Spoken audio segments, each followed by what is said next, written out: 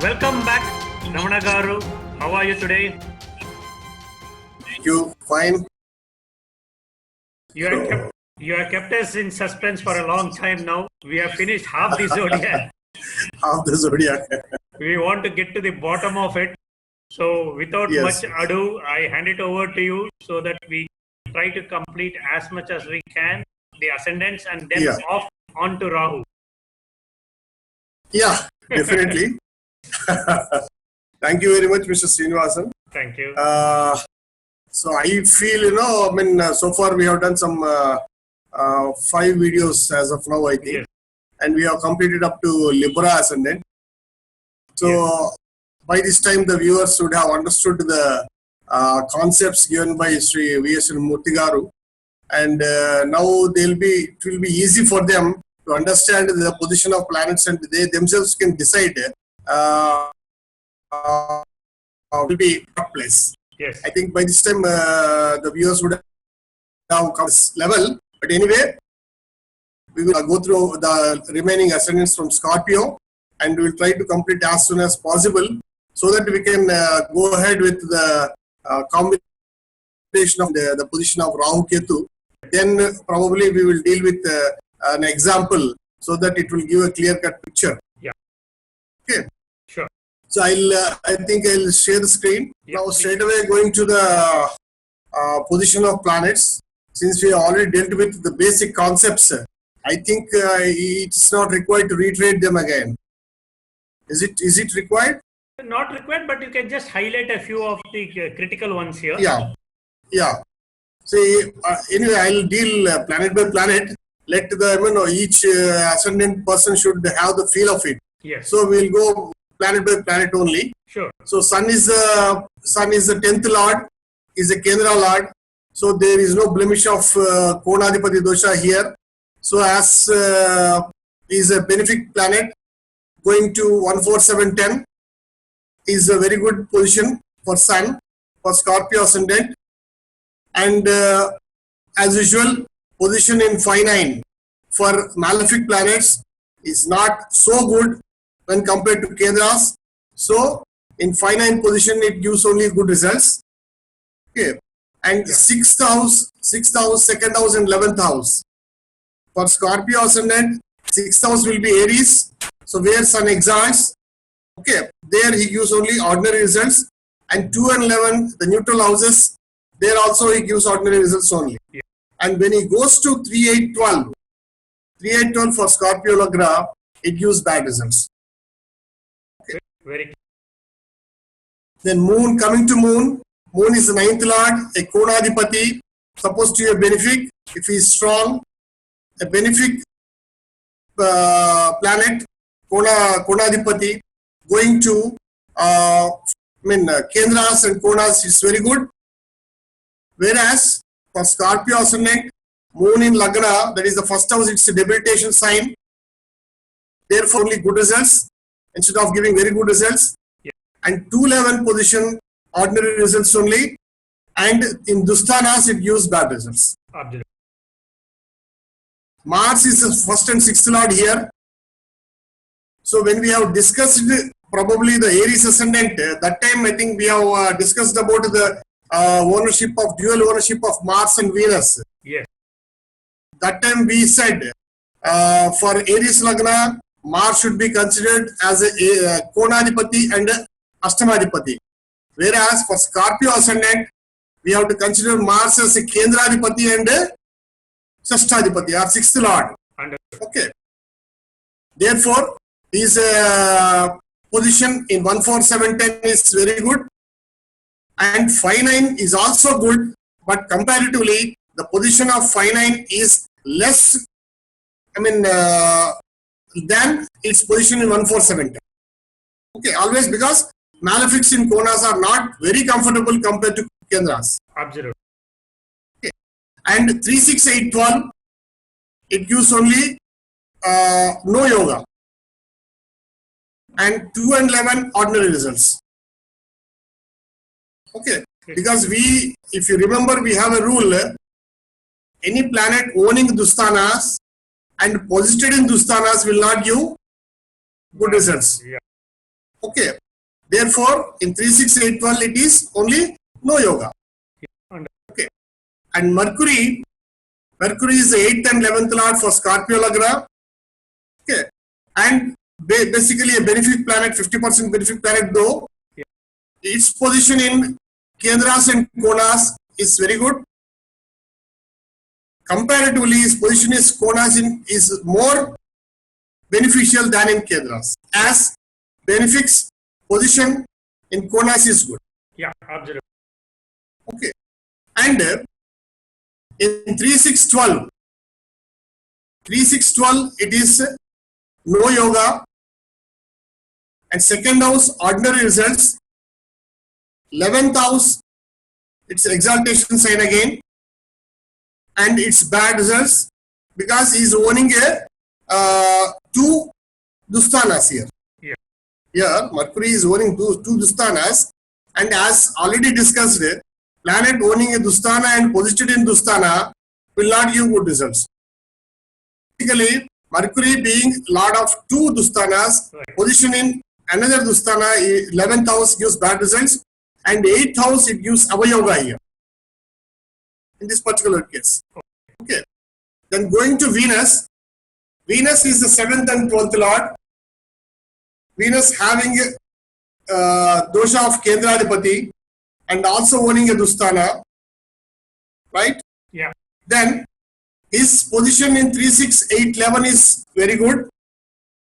And his position in 1, 4, 7, 10, 5, 9 and 2, 12 are ordinary results. Okay. Then coming to Jupiter. Jupiter is the 2nd and 5th lord. And he is supposed to be most beneficial planet for Scorpio ascendant because whenever a planet owns 2nd house, its beneficials will be decided based on the other lordship. Okay. This already has been explained because Jupiter is owning a 5th planet and having a 2nd house ownership also, it becomes more beneficial. Therefore, his position in Kendras and Konas and also 2nd house here is very good. For Scorpio ascendant, the 2nd house will be the Sagittarius. Okay. And 2nd house position, why it is good? Because when we consider the other lordship of 5th Kona, 2nd house becomes a Kona for this particular planet. Precise. Here. Precise. Okay. Therefore, in 2nd house also it's very good. And his position in Dusthanas is bad. Absolutely. Right? Yeah. Saturn is the 3rd and 4th lord here. By owning third ownership, he becomes malefic. But again, consequently, he is owning a Kendra, therefore he becomes benefic. And his position in Kendras is good, very good rather. And Konas also is good, but comparatively, it's less beneficial than in Kendra. Absolutely. Okay. Yeah. And his Dusthanas, normal results only, ordinary results. And it is good in 2nd house. So it looks like that only Venus is bad for Scorpio ascendant by and large in terms of Venus and Mercury. Okay. Venus and Mercury also. To some extent it is causing bad results. Yeah. But again, as I said earlier, Mercury's results will be dependent in conjunction of other planets. Because mostly Mercury will not be alone. He will be along with someone. Basically Sun, because it doesn't go away from Sun. 28 degrees. Yeah, Sun or Venus. Then when we discuss about combinations, I think Mercury's position will be more clear than its single position. Right. Okay. So here we complete the Scorpio ascendant. Shall we proceed for the next one? Yeah, sure. Sagittarius ascendant. Sun is the 9th lord. So again having the blemish of Konadipati dosha. Sun doesn't have a second house, so its beneficial or beneficial results will be decided only on the single lordship. Yeah. And 9th house is a most powerful Kona. Therefore, his position in Kendras and Konas is bad, considered bad, and his position in Dusthanas is very good. His position in Dusthanas is very good, but when compared to 6 and 8 position, his position in 312 is less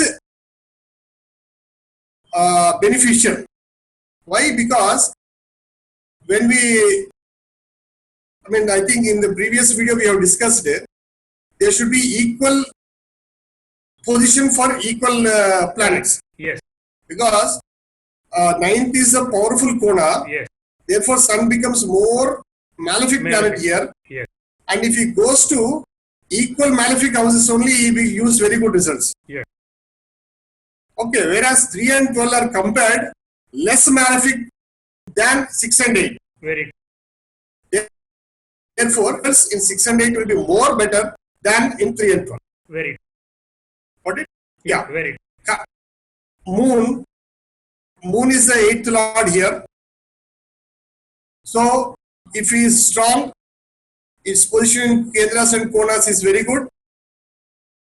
Whereas, for this ascendant, its position in 12th house, though it's a debilitation, it causes very good results to Raja Yoga. It's an exception for this luck.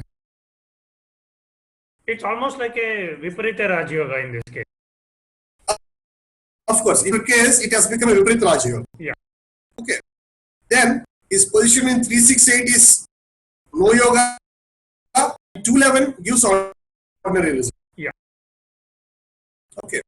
Mars is the 5th and 12th lord. So he is a malefic planet here by owning a 5th Kona. Yes. And also 12th house, Dustana. Therefore, its position in 368 is good. Yeah. Very good, rather. And because 12th house is a own house, it's a bad result. Yes. Because any planet, see here, going to his own house, but yes. Particularly the malefic planets, when they become malefic, if they go to their own house or exaltation sign, it will be very bad. Bad, yes. Okay. And his position in Kendras is good, and 5-9 as it is, the position-wise malefics are not very comfortable. Right. And 211 ordinary results. Yeah. Coming to Mercury, Mercury is the 7th and 10th lord, Ubhaya Kendradipati dosha. So he becomes a malefic planet for this particular ascendant. Therefore, his position in Kendras and Konas causes Avayoga. Okay. And his position in Dusthanas is very good. And second house, it's only ordinary results. Now here Mercury is causing Avayoga because he is the Kendra lord of 2 Kendras? 2 powerful Kendras. Yes. Because he is considered very benefic planet. Benefic planet owning a Kendra becomes Kendradipati dosha. Yes. And here Mercury is owning 2 Kendras, the powerful Kendras. Correct. So he is becoming more malefic here. Yes. Therefore, his position in Kendras and Konas causes Avayoga. Understood. Venus, coming to Venus is the 6th and 11th lord. So by and large, is a benefic planet only because he doesn't own a Kendra here. Yeah. His position in 147 is good. Comparatively, his position in 5-9 will be more good because benefics going to Konas is very good. Very good, yes. Okay. Yeah. 10th house. 10th house is a debilitation sign for Venus, therefore it's only a good results. Yeah. And Dusthanas, it gives only ordinary results. Yeah. Okay. Yeah. Then Jupiter is the 1st and 4th lord. Again, he is having the ownership of 2 Kendras. Yeah. So his position in 1, 4, 7, 10 and 5, 9 are Avayoga. And other Dusthanas, it's very good to Raja Yoga. And even in Dusthanas also, if you take compared to 311, its position in 6, 8, 12 is very good. And even in 6, 8, 12, his position in 6th house is better than 8th house and 12th house. Because when we have discussed the sun here, sun for this Lagna, we said there should be equal planets. Yes. Because by ownership and 4th Kendra, though both are 2 Kendras, less Kendras compared to 7 and 10. Yes, correct. Okay. So when we put them in equal positions, 6th house is comparably, it's comparable to 1 and 4, having 2 ownership for the Jupiter. Yes. Therefore, its position in 6 is better than 8 and 4. And what I can say is between Mercury and Jupiter, Mercury was the Kendra lord of 2 powerful Kendras, but it is usually it is only 50% benefic. Jupiter is 100% benefic, but it is the lord of 2 lesser Kendras, but yet it will give Avayoga. Yeah, exactly. Very clear. Difference here, because you got the point very right. Because though Mercury is a 50% benefic, causes Avayoga, having the ownership of 2 powerful Kendras. Right. Where Jupiter is having the ownership of less powerful Kendras, because he is 100% benefic, he causes Avayoga. Yes. Super. Yeah. Coming to Saturn, Saturn is the 2nd and 3rd lord. So naturally his position in 1, 4, 7, 10 and 5th house is very good to Raja Yoga. And for Sagittarius ascendant, the 9th house will be the Leo, and Saturn going to a Kona, powerful Kona. So he, and also an enemy place for him. Yes. He gives, not very good results, but moderately good results. Yes. Very clear. Okay. Yeah. Then 3, 6, 8, 12 and 2, 11. 3, 6, 8, 12, it gives only ordinary results.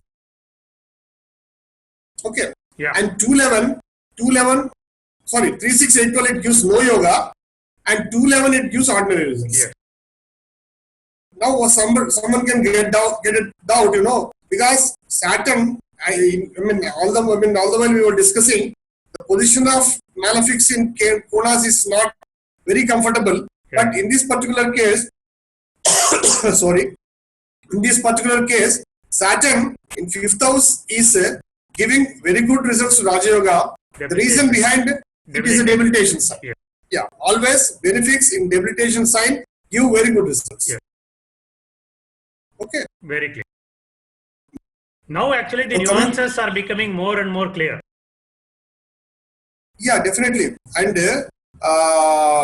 this particular subject, when earlier somewhere I read, some books are to be read, we can give cursory glance, and some books can be given a novel reading, but some books to be chewed and digested. Yeah. So astrology is a subject which should be chewed and digested. So then only we can understand the hidden things in it.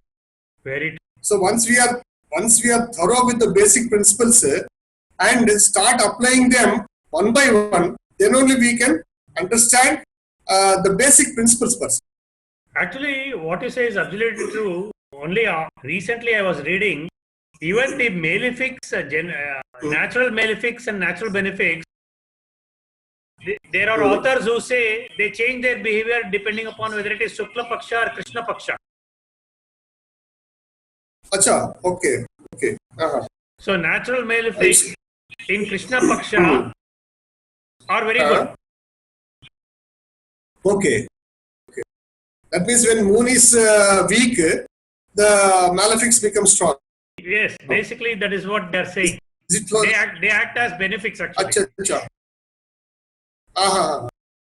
It's again a new concept. New concept, but that's why I raised it just to check with you whether this author has anything in that regard. Yeah, he has not mentioned about this. This particular concept. Okay. Yeah, coming to Capricorn ascendant, I think we have almost come to the 10th ascendant now. Yes.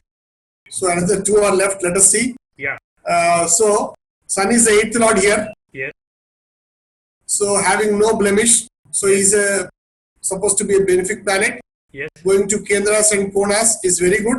Yeah. To Raja Yoga. And his position in 5-9 is less beneficial when compared to 1-4-7-10. And in this particular case, the author has taken an exception. He has included second house also in the very good list. Okay, for Capricorn ascendant, the second house becomes the Aquarius. Though maybe it's a monotrikona sign for Saturn, and what we say, this particular case, Sun gives very good results in the second. The reason basically he has not explained, and this has, I think it has been taken as an exception. Maybe based on his experience in applying the principles, the position of Sun in various Capricorn ascendant natives, he has arrived at this particular concept. Good. Is it also possible that if it is in second, it aspects its own house? But yeah, maybe that the possibility is there. Possibility. And Moon is the 7th lord. So having Kendradipati dosha, if he is strong, his position in Kendras and Konas is bad. Yeah. And 6-8-12, it is very good. 2-3-11, it's ordinary results. Yeah. Yeah. Then Mars is the 4th and 11th lord here. So basically a benefic planet. Yes. Going to Kendras and Konas is very good. Yeah. And Dusthanas, no yoga. Second house is good. And 11th house is ordinary results. Coming to Mercury,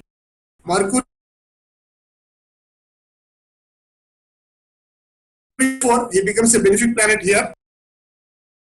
So his position in Kendras and Konas is very good. Yeah. And Dusthanas, no yoga.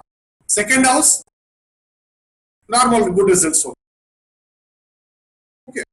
Then Venus is the 5th and 10th lord. So he becomes malefic planet here because he is owning the powerful 10th Kendra.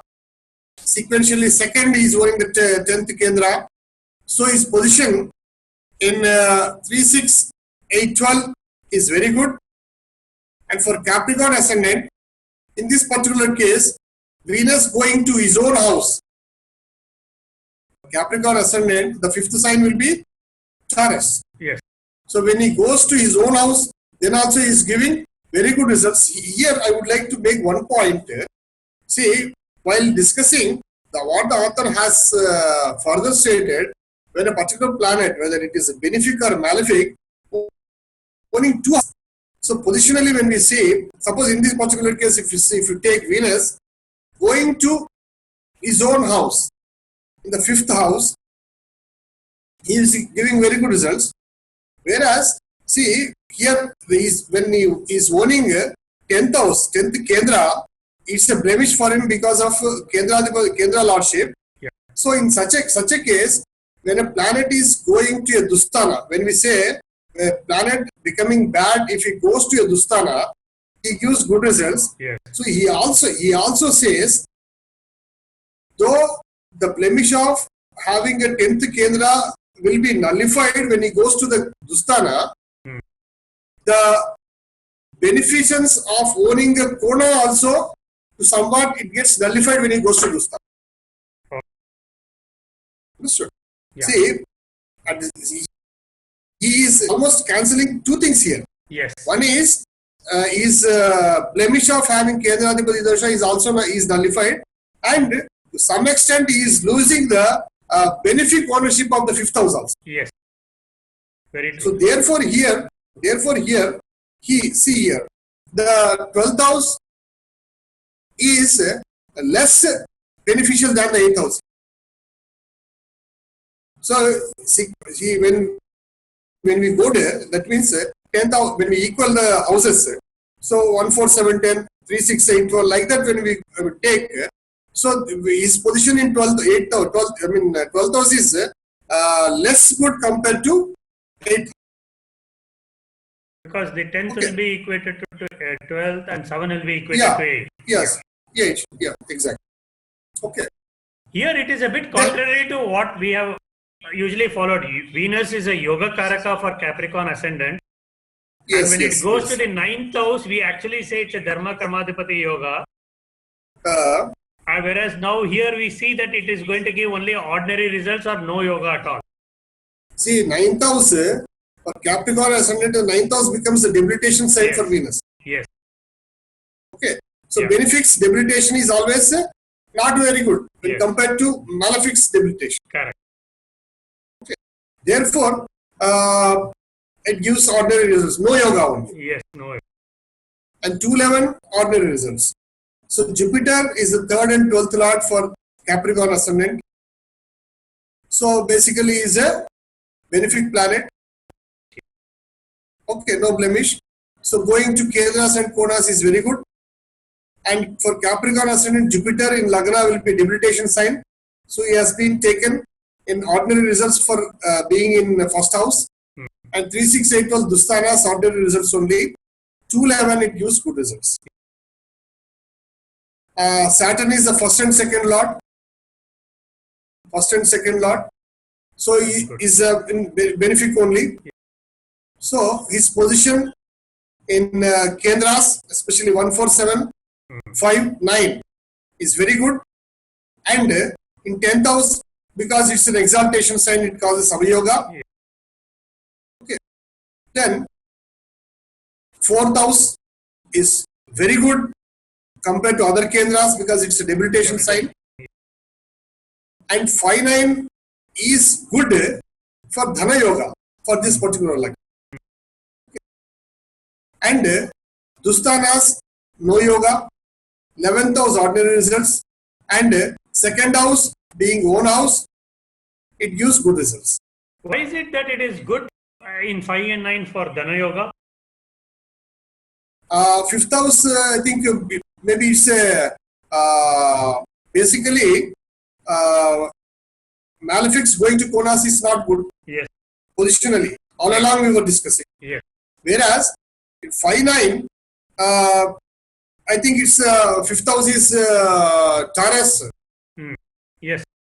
It's a Venus sign, and 9th house is a Kona, where the Saturn.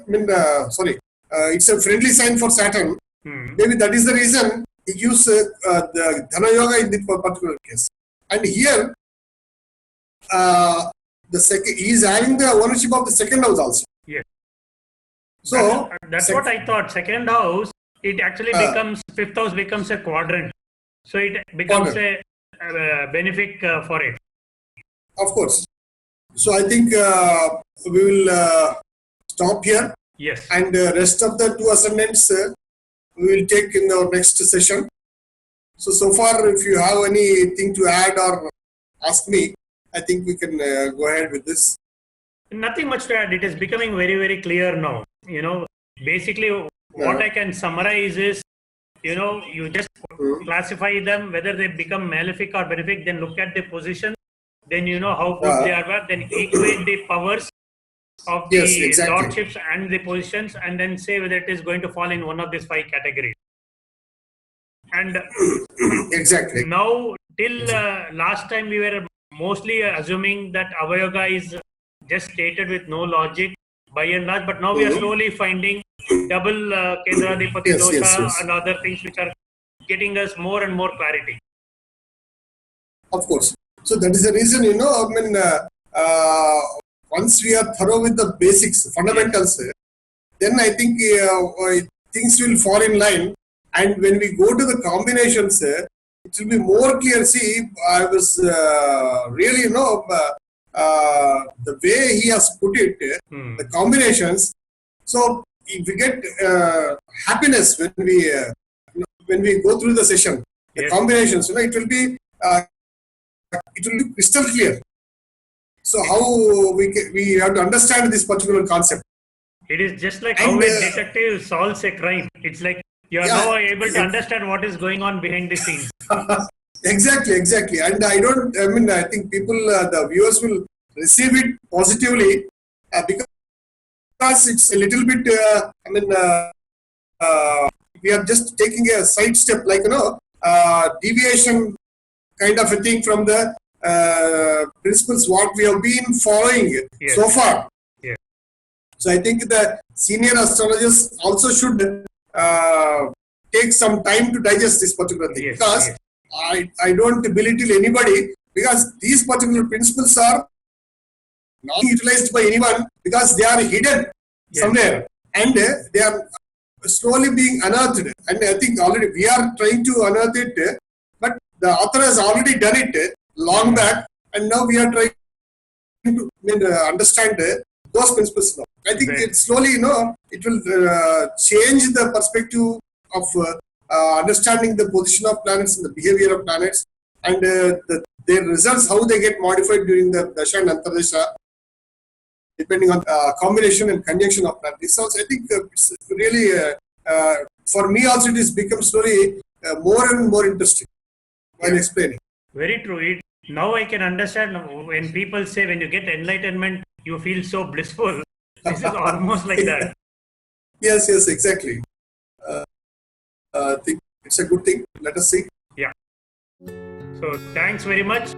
And we hope that we'll meet soon to complete the remaining 2 ascendants. More so because the next one is my ascendant. Great. So I think we should discuss more about the Aquarius ascendant. Very good. Thanks a lot. Thank you very much. Have a good day. Thank you. Thank you.